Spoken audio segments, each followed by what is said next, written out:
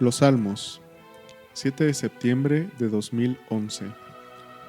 Queridos hermanos y hermanas, reanudamos hoy las audiencias en la Plaza de San Pedro y en la escuela de oración que estamos viviendo juntos en estas catequesis de los miércoles.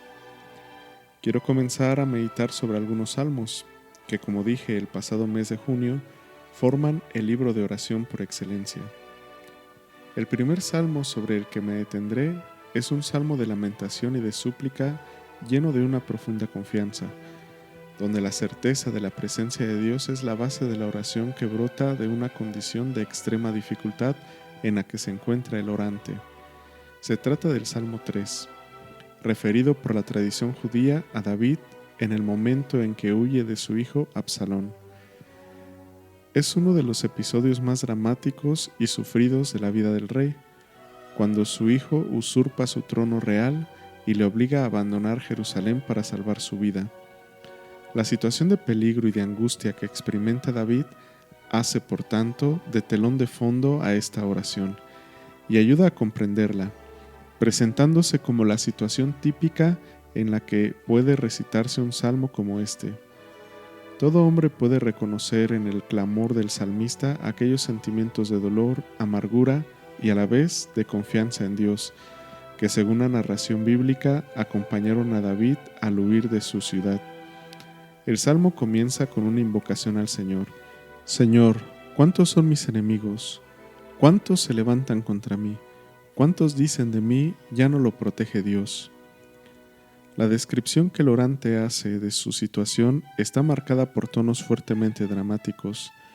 3 veces se subraya la idea de multitud, numerosos, muchos, tantos, que en el texto original se expresa con la misma raíz hebrea, de forma repetitiva casi insistente, con el fin de recalcar aún más la enormidad del peligro.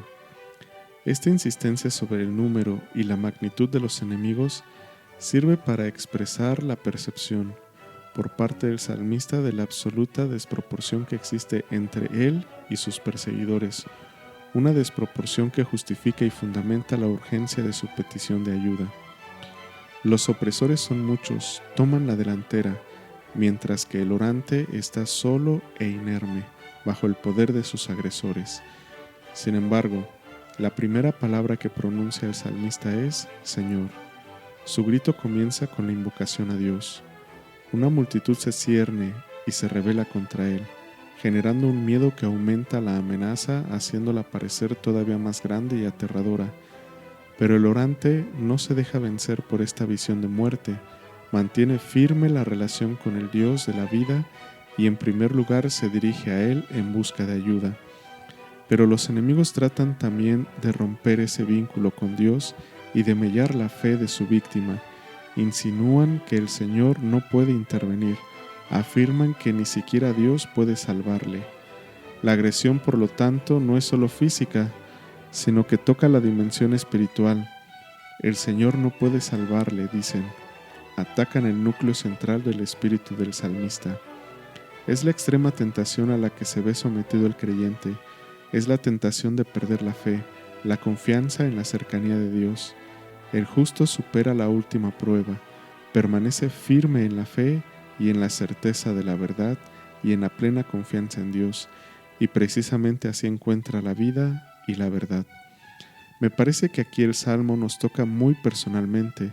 En numerosos problemas somos tentados a pensar que quizá incluso Dios no me salva, no me conoce, quizá no tiene la posibilidad de hacerlo. La tentación contra la fe es la última agresión del enemigo y a esto debemos resistir. Así encontramos a Dios y encontramos la vida. El orante de nuestro salmo está llamado a responder con la fe a los ataques de los impíos. Los enemigos, como dije, niegan que Dios pueda ayudarle.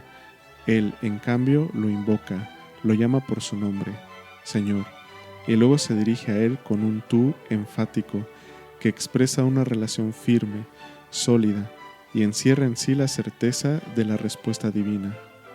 Pero tú, Señor, eres mi escudo y mi gloria. Tú mantienes alta mi cabeza. Si grito invocando al Señor, Él me escucha desde su santo monte. Ahora desaparece la visión de los enemigos, No han vencido porque quien cree en Dios está seguro de que Dios es su amigo. Permanece solo el tú de Dios. A los muchos se contrapone ahora uno solo, pero mucho más grande y poderoso que muchos adversarios. El Señor es ayuda, defensa, salvación. Como escudo protege a quien confía en Él y le hace levantar la cabeza, como gesto de triunfo y de victoria. El hombre ya no está solo, los enemigos no son invencibles como parecían, porque el Señor escucha el grito del oprimido y responde desde el lugar de su presencia, desde su monte santo. El hombre grita en la angustia, en el peligro, en el dolor. El hombre pide ayuda y Dios responde.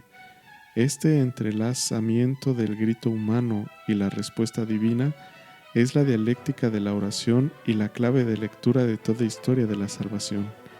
El grito expresa la necesidad de ayuda y recurre a la fidelidad del otro. Gritar quiere decir hacer un gesto de fe en la cercanía y en la disponibilidad a la escucha de Dios. La oración expresa la certeza de una presencia divina ya experimentada y creída, que se manifiesta en plenitud en la respuesta salvífica de Dios. Esto es relevante, que en nuestra oración sea importante, presente, la certeza de la presencia de Dios. De este modo, el salmista que se siente asediado por la muerte confiesa su fe en el Dios de la vida, que, como escudo, lo envuelve a su alrededor de una protección invulnerable. Quien pensaba que ya estaba perdido puede levantar la cabeza porque el Señor lo salva. El orante amenazado y humillado está en la gloria, porque Dios es su gloria. La respuesta divina que acoge la oración dona al salmista una seguridad total. Se acabó también el miedo y el grito se serena en la paz, en una profunda tranquilidad interior. Puedo acostarme y dormir y despertar. El Señor me sostiene. No temeré al pueblo innumerable que acampa a mi alrededor. El orante, incluso en medio del peligro y la batalla, puede dormir tranquilo, en una inequívoca actitud de abandono confiado.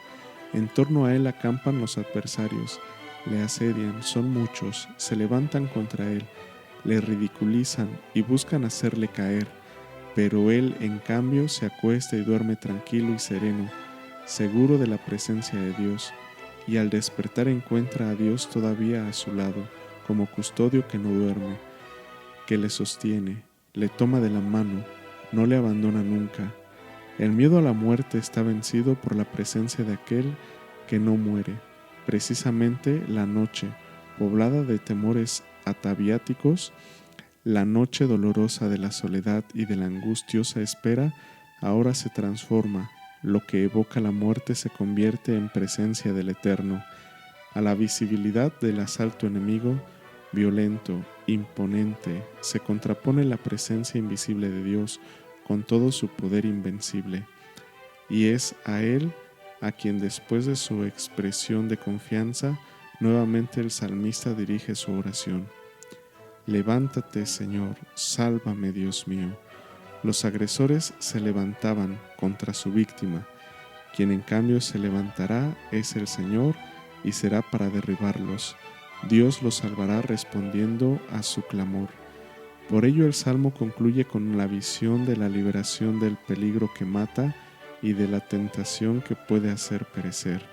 Después de la petición dirigida al Señor para que se levante a salvar, el orante describe la victoria divina.